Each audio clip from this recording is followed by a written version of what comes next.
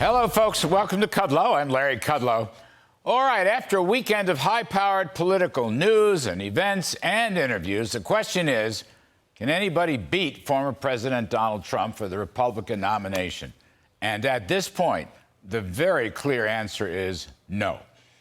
I know the polls aren't votes, and no votes have yet been cast, but Mr. Trump has mounted what seems to be an insurmountable lead, and judging from his stirring performance at the Turning Point Action Conference, as well as strong interviews, his candidacy seems to be growing stronger.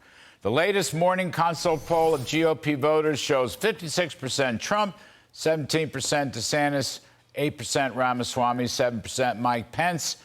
At the Charlie Kirk Turning Point Action Conference, which is a rapidly growing young conservative grassroots group, Mr. Trump scored 86% in that straw poll. Ron DeSantis scored 4%.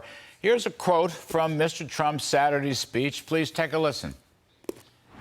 Home ownership has been pushed out of reach for millions, with the rate of 30-year mortgages up 177% since I left office. And by the way, that's nothing compared to energy, where we were energy independent. And now you look at what's happened to energy. We're getting our energy from Venezuela. You believe that one? Real wages collapsed 26 months in a row. Real wages, because of inflation and various other things that are happening. Typical Americans have seen their incomes crushed by $7,400 a year since Biden took office. All right, there you have it. Mr. Trump has consistently run an issues-oriented campaign, much like 2016. He's the only candidate highlighting a clear agenda of economic growth and prosperity. You could hear the level of detail just in that sound. He seems to intuitively understand that the failure of something called Bidenomics is going to make this presidential cycle a pocketbook, kitchen table election. He routinely talks about low taxes, deregulation, ending inflation, and a return to energy dominance.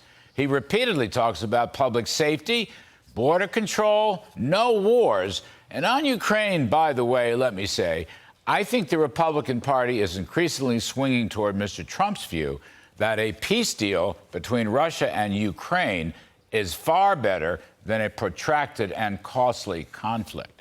Trump was the original anti-woke president, fighting the culture wars, back in school choice, supporting parents, fighting the scourge of fentanyl, and cleaning out the Washington swamp. Remember, it was Trump who rang the bell warning of the China threat, and it was Trump who insisted on reciprocal trade deals that would benefit the American workforce. He has issued tens of policy white papers and videos. Millions and millions of people have seen these. Look, I have no animus toward the other Republican candidates, most of whom have good conservative instincts. Trump himself over the weekend told my colleague Maria Bartiromo that there may be a Veep and cabinet members among them. But Trump has spent his time attacking Biden and Biden's incredibly poor performance that has led America into a temporary decline. For conservatives and Republicans, defeating Biden has to be the key point. In the volatile world of primary politics, it's never too late for aspiring candidates to put together a better message or a stronger campaign. I get that. But I must say, as Newt Gingrich put it, it's time for Republicans to focus on beating Biden. And as a practical matter, the GOP numbers are overwhelmingly in favor of Donald Trump to do that job. And that is my riff this evening.